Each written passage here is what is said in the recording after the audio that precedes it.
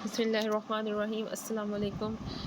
We were discussing the belief in Allah, in which we had discussed belief in Allah's Rububiyyah and Uluhiyyah, and now today we are going to discuss the fourth point, which is belief in Allah's names and attributes that are Allah's sifat. Belief in Allah's names and attributes means to affirm the names and attributes with which Allah affirmed to Himself in His book and in the Sunnah of His Messenger Muhammad sallallahu alaihi wasallam in the way that best fits Him without tahrif. Tahrif is distortion of the meaning, like we should not distort the meaning. Ta'til, negating the meaning, like changing the meaning. Takhif, assigning a manner to any attribute, or tamthil, drawing parallels to Allah. Allah Ta'ala said in Surah Al-Araf, ayat number 180, وَلِلَّهِ الْأَسْمَاءُ الْحُسْنَى فَادْعُوهُ بِهَا وَذَرُوا الَّذِينَ يَلْحِدُونَ في أسمائه سيجزون ما كانوا يعملون. And Allah, the most beautiful names belong to Allah only. And all the most beautiful names belong to Allah. So call on Him by them and leave the company of those who belie or deny or utter impious speech against Him or His names. They will be requited for what they used to do. In Surah Al-Rum, ayat number 27, Allah Ta'ala said, وَهُوَ الَّذِي يَبْدَأُ الْخَلْقَ ثُمَّ يُعِيدُهُ وَهُوَ أَهْوَنُ عَلَيْهِ وَلَهُ الْأَعْلَى فِي السَّمَاوَاتِ وَالْأَرْضِ وَهُوَ الْعَزِيزُ الْحَكِيمُ. And it is He who begins creation, then He repeats it, and that is even easier for Him. To Him belongs the highest attribute in the heavens and earth, and He is the exalted in might, the wise. In Surah Shura, ayat 11, Allah Pak said, and there is nothing like unto Him, and He is the all-hearer, the all-seer.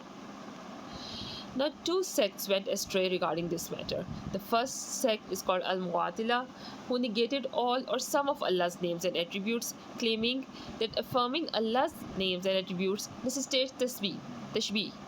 So, if we affirm to Allah's name and attributes, sifat, then we will do tashbih, drawing similarities between Allah and His creation. This claim is surely false in many respects, including number one, it necessitates false obligations like contradiction in the words of Allah. Far removed is He from every imperfection. This is so because Allah affirmed the names and attributes to Himself and negated the likeness of anything unto Him. Had its affirmation necessitated the tashbih, then it would imply contradiction in the speech of Allah, and that its part refute one another, which is not true. Second, it is not necessary that agreement in name or in an attribute between two things obligates likeness between them. Indeed, you see two people in a state of agreement where each is a hearing, seeing, and speaking human. In no way this necessitates likeness in the human values, nor in the hearing, sight, and speech. You see that animals have hands, legs, and eyes. This kind of agreement does not necessitate that their hands, legs, and eyes are like each other.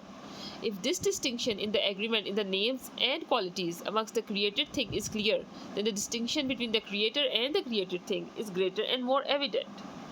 Now, the second sect which went astray regarding this matter is Mushabiha, who affirms Allah's names and attributes, but they make tashbih, draw similarities between Allah and His creation, claiming that this is what is necessitated by the meaning of the text on the ground of that Allah Ta'ala addresses the ibad, that is mankind, according to their understanding.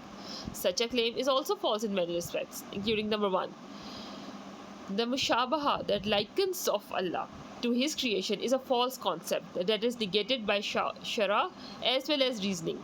Thus, it is impossible that a false matter is necessitated by the text of the Quran and Sunnah. Second, Allah addressed mankind according to their understanding of the basic meanings of His names and attributes. However, the knowledge of the essence and true nature of meanings regarding His essence and sifat exclusively belongs to Allah alone. So, if Allah affirms to Himself that He is all hearer, then the hearing is known from the understanding of the basic meaning, which is the comprehension of voices. However, the essence of this meaning with respect to the hearing of Allah Ta'ala is unknown, because the essence of hearing is distinct even amongst the created. Certainly, the distinction between the hearing of the created and that of the Creator is greater and more evident. Now, the belief in Allah yields great benefits to believers. Number one is the true manifestation of the Tawheed of Allah Ta'ala, such that there is no attachment to other than Him in hope, fear, and worship. Number two, the perfect love, magnification, and exaltation of Allah Ta'ala as obligated by His most beautiful names and sublime attributes. Number three, manifesting His worship by doing what He commands and avoiding what He forbade. Jazakumullah khairan kaseera. This is the completion of belief in Allah. Next, we will start belief in angels, inshallah. Assalamu alaikum wa rahmatullahi wa barakatuh.